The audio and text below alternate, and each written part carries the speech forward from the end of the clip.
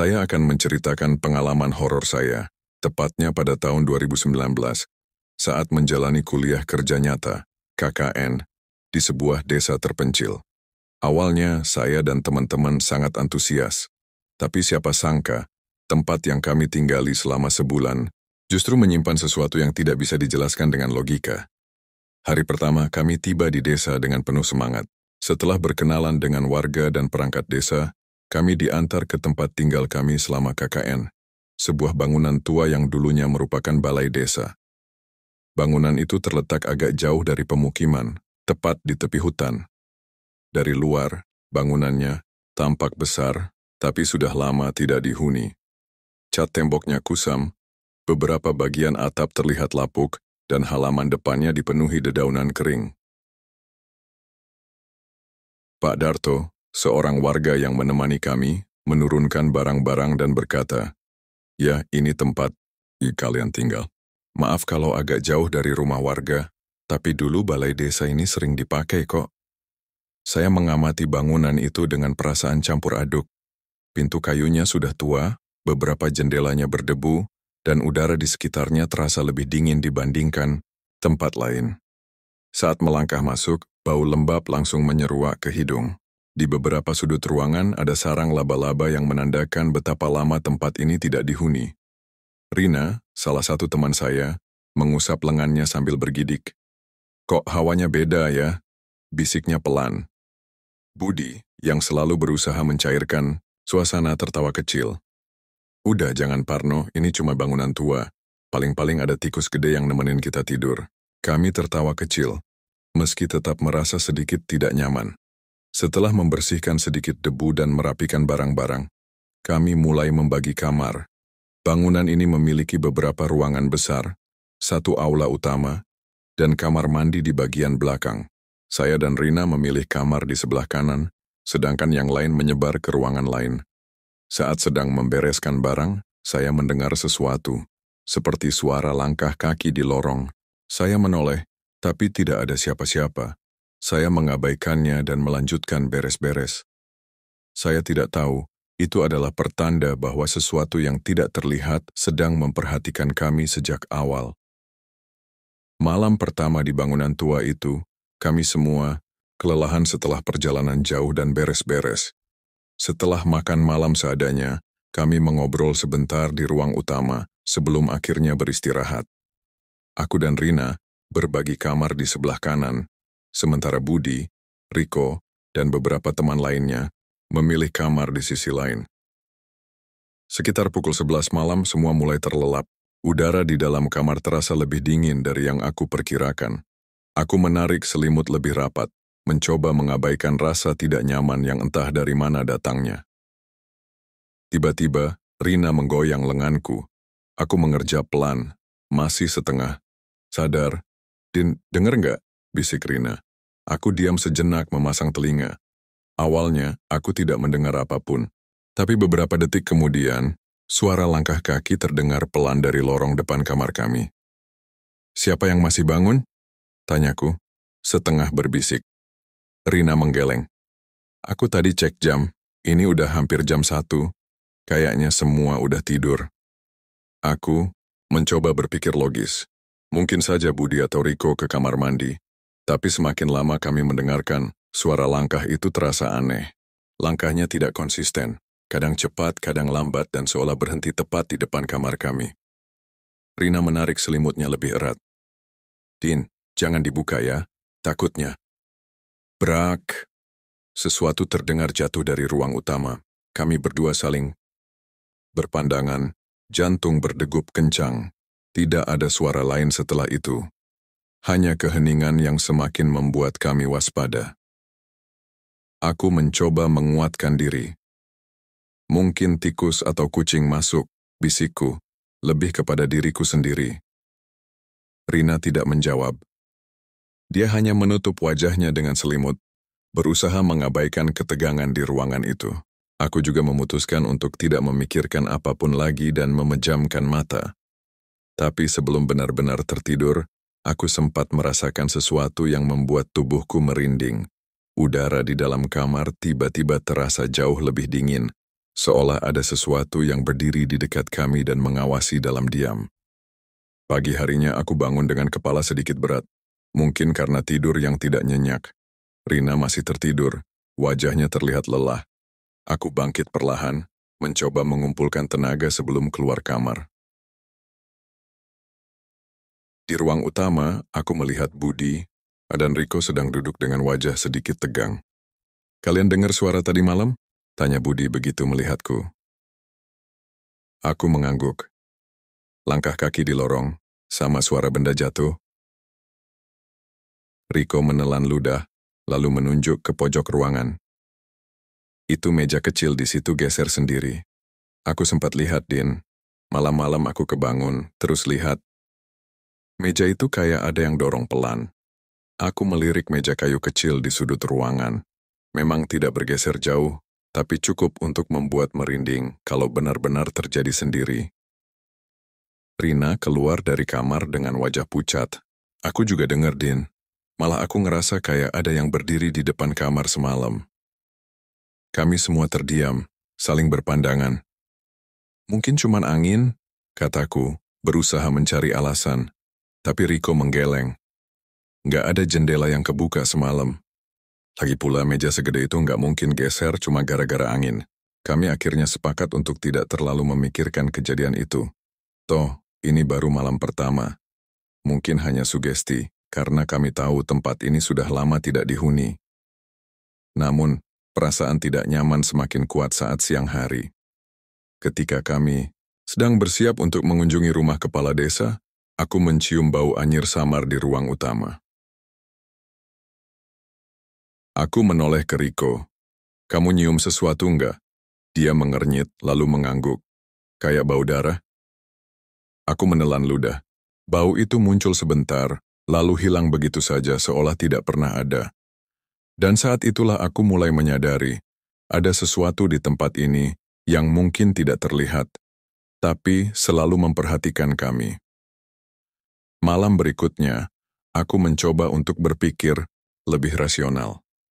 Mungkin kami hanya terlalu lelah dan paranoid, tapi kejadian yang kami alami semakin sulit dijelaskan dengan logika.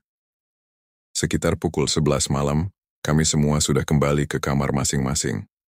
Aku dan Rina berusaha tidur lebih awal, tapi entah kenapa udara di kamar terasa lebih dingin dari malam sebelumnya. Rina menarik selimutnya. "Kok makin dingin ya? Tadi siang biasa aja," gumamnya. Aku juga merasakan hal yang sama. Padahal di luar cuaca terasa normal, bahkan cenderung hangat. Tapi di dalam kamar ini, udara seperti turun drastis. Aku mencoba mengabaikannya dan memejamkan mata. Namun saat aku mulai terlelap, aku mendengar sesuatu. Suara napas berat. Aku membuka mata perlahan. Rasanya seperti ada yang berdiri di sudut kamar, mengawasi dalam diam. Aku menoleh ke arah Rina. Dia sudah membelakangi aku, tertidur dengan posisi meringkuk. Aku menarik napas dalam-dalam dan memberanikan diri menoleh ke sudut ruangan. Tidak ada apa-apa, hanya gelap, tapi perasaanku mengatakan lain. Aku merasakan tatapan dari sesuatu yang tidak terlihat. Aku segera menarik selimut dan menutup tubuhku rapat-rapat, berusaha mengabaikan sensasi itu. Sampai akhirnya, suara itu terdengar lagi. Lebih dekat, lebih berat. Aku menutup mata, erat-erat dan berdoa dalam hati, berharap malam ini cepat berlalu. Pagi harinya aku bangun dengan tubuh terasa lemas. Rina juga terlihat pucat dan kurang tidur. Kami tidak banyak bicara saat sarapan, seolah tahu kalau kami berdua mengalami sesuatu semalam. Saat sedang makan, Riko tiba-tiba duduk di sebelahku dengan ekspresi serius. "Gua kena juga, Din," katanya pelan. Aku menoleh. "Kenapa?" Riko menelan ludah. "Tadi subuh, pas gua ke kamar mandi, gua lihat sesuatu di cermin. Aku langsung merinding." "Lihat apa?" Dia mengusap wajahnya, jelas masih terguncang. "Bayangan hitam. Pas gue lagi cuci muka, gue lihat di cermin kayak ada sosok hitam berdiri di belakang gue. Gue kira cuma bayangan gue sendiri, tapi pas gue noleh, nggak ada siapa-siapa." Aku dan Rina saling pandang. "Terus?" tanyaku. meski aku sudah bisa menebak jawabannya. Rico menghela napas. Pas gue lihat ke cermin lagi, bayangan itu masih ada, tapi mukanya nggak kelihatan. Gue langsung kabur tanpa sempat ngelap muka. Budi, yang dari tadi diam, akhirnya bersuara. Kita harus ngapain nih? Ini udah mulai keterlaluan. Aku mencoba berpikir, sejauh ini, tidak ada dari kami yang benar-benar diganggu secara fisik, tapi kejadian-kejadian ini jelas bukan hal biasa. Kita tetap tenang dulu. Jangan panik, kataku akhirnya. Mungkin kita cuma kecapekan dan mulai berhalusinasi. Tapi dalam hati, aku tidak yakin dengan kata-kataku sendiri. Karena semakin lama, aku merasa ada sesuatu di tempat ini yang ingin kami tahu bahwa mereka ada di sini bersama kami. Malam itu, kami sepakat untuk tidur lebih awal. Kejadian di kamar mandi pagi tadi masih membuat Rico sedikit trauma, dan aku sendiri merasa semakin tidak nyaman di tempat ini. Sekitar pukul 10 malam, kami sudah berkumpul di kamar masing-masing. Namun entah kenapa aku merasa gelisah. Suasananya terlalu hening seolah udara di dalam ruangan lebih berat dari biasanya. Aku mencoba memejamkan mata, tapi baru beberapa menit berlalu, tiba-tiba listrik padam. Mati lampu? Suara Budi terdengar dari kamarnya. Kayaknya iya, jawab Rico. Tapi kok tiba-tiba banget ya? Kami keluar dari kamar dengan senter HP menyala. Di luar, suasana lebih gelap dari biasanya. Tidak ada cahaya dari rumah warga, seolah seluruh desa ikut kehilangan listrik. Kita ke ruang utama aja, kumpul di sana, kataku. Kami mengambil lilin dan menyalakannya di tengah ruangan. Duduk melingkar, mencoba mengalihkan rasa takut dengan mengobrol pelan-pelan. Namun saat suasana mulai lebih tenang, tiba-tiba aku melihat sesuatu dari sudut mataku. Jendela, ada sesuatu di luar jendela. Aku tidak berani langsung menoleh. Aku hanya bisa menunduk dan meremas tangan, berusaha memastikan bahwa aku hanya berhalusinasi. Tapi tiba-tiba, Budi yang duduk menghadap ke arah jendela, langsung pucat. Tangannya mencengkeram lututnya dengan kuat. Bud, kenapa? Tanya Rina pelan. Dia tidak menjawab. Matanya tetap terpaku ke jendela, bibirnya sedikit bergetar. Aku akhirnya menoleh perlahan. Dan di sanalah aku melihatnya. Sosok hitam berdiri di balik kaca jendela. Tubuhnya tinggi dan kurus. Cahaya lilin tidak cukup terang untuk menampilkan detailnya, tapi yang membuatku merinding adalah wajahnya. Tidak ada mata, hidung, atau mulut. Hanya permukaan datar seperti bayangan gelap. Ya Allah, bisik Rina sambil menutup mulutnya. Rico langsung meraih tanganku, berbisik dengan suara gemetar. Itu bukan orang, Din. Aku tidak tahu harus berbuat apa. Tubuhku terasa kaku dan jantungku berdetak begitu cepat, hingga aku takut sosok itu bisa mendengarnya. Kami semua menahan napas, tidak ada yang berani bergerak, lalu sosok itu perlahan mendekat ke kaca. Kami langsung menjerit. Rina mematikan lilin dengan hembusan cepat, sementara Budi buru-buru menarik kami menjauh dari jendela. Kami semua berdesakan di sudut ruangan, napas tersengal-sengal. Aku tidak tahu apakah sosok itu masih di luar atau tidak, tapi aku tidak berani mengeceknya. Dalam gelap, hanya suara napas kami yang terdengar. Dan dari luar jendela, seseorang atau sesuatu sedang menarik napas panjang, tepat di luar sana. Kami semua diam membeku. Tidak ada yang berani bergerak, apalagi bicara. Suara napas berat itu masih terdengar dari luar jendela, seolah sesuatu sedang mengintai kami dalam gelap. Rico mencengkram tanganku kuat-kuat, napasnya pendek dan terburu-buru. Aku bisa merasakan tubuhnya gemetar. Budi yang sedari tadi duduk memeluk lutut hanya bisa menatap lantai dengan tatapan kosong. Lalu, tiba-tiba, tok, tok, tok, kami semua tersentak. Suara ketukan. Dari dalam lemari tua di sudut ruangan, Rina langsung menangis tertahan. Mulutnya ditutup dengan kedua tangan agar tidak bersuara. Aku sendiri bisa merasakan darahku seperti berhenti mengalir. Tok, tok, tok, tiga ketukan lagi lebih keras dari sebelumnya. Aku memejamkan mata berdoa dalam hati agar ini semua segera berakhir. Rico akhirnya berbisik dengan suara nyaris tak terdengar. Jangan ada yang buka mata, jangan ada yang ngomong, jangan ada yang bergerak. Kami semua menuruti kata-katanya. Hanya suara napas tertahan dan detak jantung yang menggema dalam dada. Lalu, perlahan, tok, tok, tok. Ketukan itu semakin pelan. Dan setelah beberapa menit yang terasa seperti selamanya, hening. Tidak ada lagi suara napas berat di luar jendela. Tidak ada lagi ketukan di lemari. Namun kami semua tahu, sesuatu masih ada di sini. Tanpa ada yang berbicara, kami saling memahami satu hal. Tidak ada yang boleh tidur sendirian malam ini. Kami menggelar tikar di lantai ruang utama. Tidur berdesakan dengan lilin yang kembali dinyalakan di tengah. Tidak ada yang berani mematikan cahaya. Rina berbisik pelan di sampingku. Tin, besok kita harus cari tahu tentang tempat ini.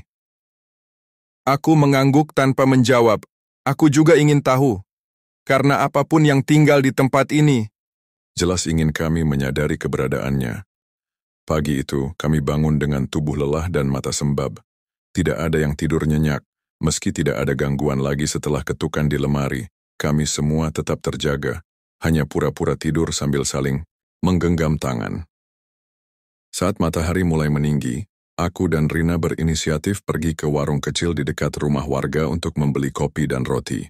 Rasanya aku butuh sesuatu untuk mengisi perut setelah malam yang melelahkan. Sesampainya di sana, aku melihat seorang pria tua duduk di bangku kayu depan warung. Wajahnya penuh kerutan, rambutnya sudah memutih. Dari cara ia menyapa pemilik warung, sepertinya ia adalah warga lama di desa ini. Aku dan Rina saling pandang. Mungkin ini kesempatan untuk bertanya. Kami pun memberanikan diri mendekat. Permisi, Pak. Sapaku sopan. Pria itu menoleh, tersenyum tipis. Iya, Nak. Kalian dari mahasiswa KKN ya? Aku mengangguk. Betul, Pak. Kami mau tanya-tanya sedikit soal tempat kami tinggal sekarang. Bangunan tua di pinggir hutan. Senyum pria itu sedikit memudar. Dia menatap kami dengan ekspresi sulit ditebak, lalu menghela napas pelan. Kenapa? Kalian sudah mengalami sesuatu di sana? Aku menelan ludah. Iya, Pak. Banyak kejadian aneh yang kami alami sejak malam pertama. Pak tua itu mengangguk pelan, lalu menatap lurus ke depan. Saya sudah menduga. Tempat itu bukan tempat biasa. Rina menggenggam lenganku, tampak sedikit tegang. Maksud Bapak? Tanyanya hati-hati. Pak tua itu mengelus jenggotnya sebentar lalu berkata pelan.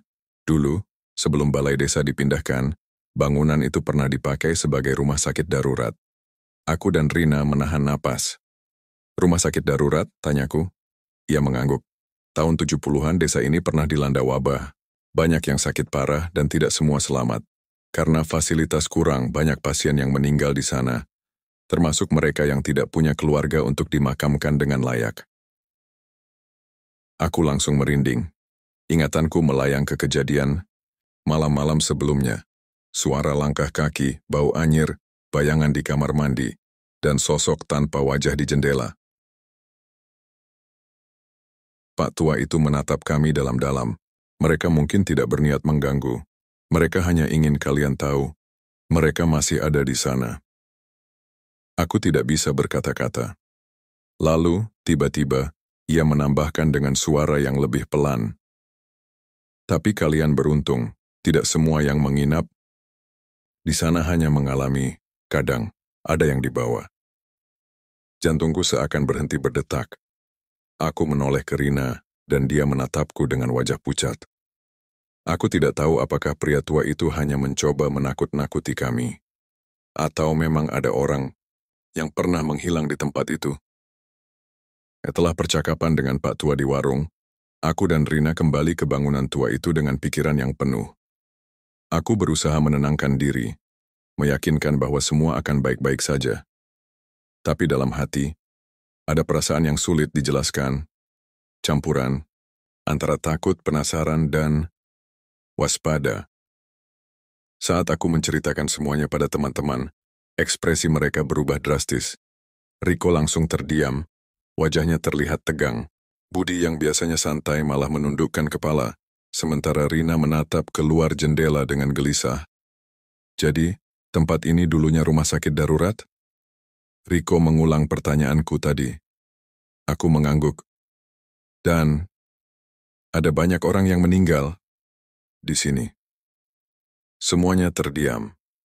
Kami hanya saling pandang tanpa tahu harus berkata apa.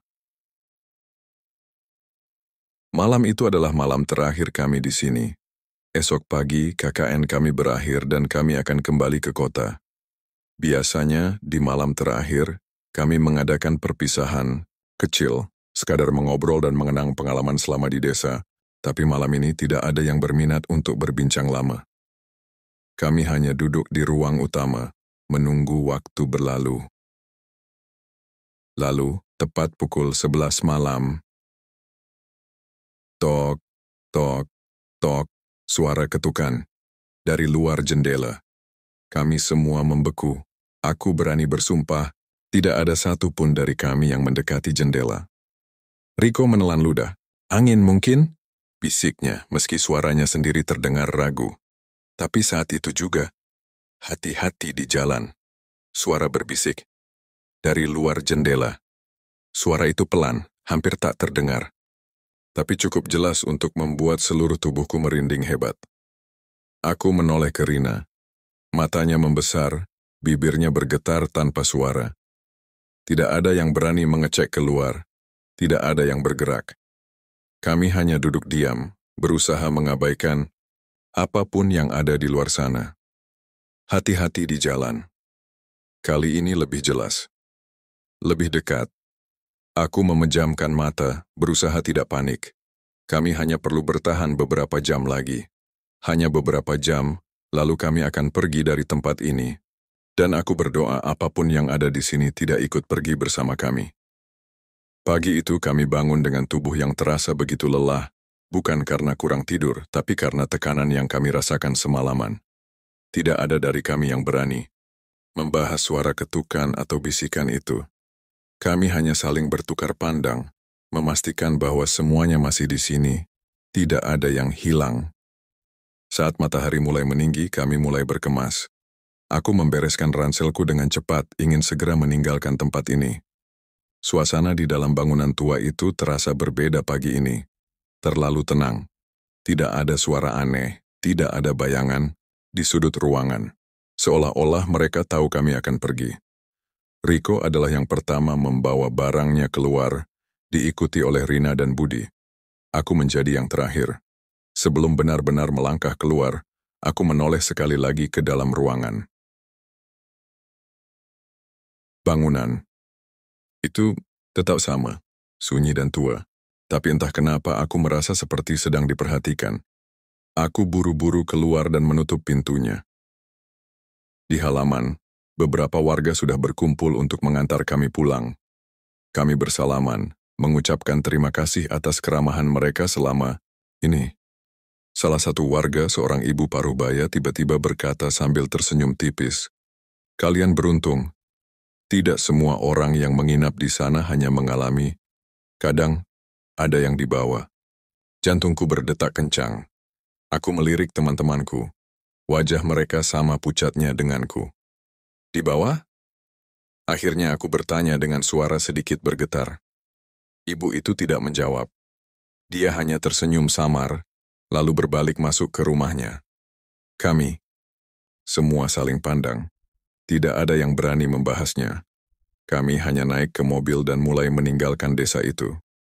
Namun, saat mobil mulai berjalan, aku tidak bisa menahan diri untuk melihat ke belakang, ke arah bangunan tua yang kini semakin menjauh dari pandangan. Dan di jendela kamar tempat kami tidur selama ini, aku melihatnya. Sosok hitam, berdiri diam, seolah sedang mengawasi kami. Pergi. Aku langsung berpaling, menutup mataku rapat-rapat. Aku tidak ingin tahu lebih banyak. Yang aku tahu, aku tidak akan pernah kembali ke tempat itu lagi.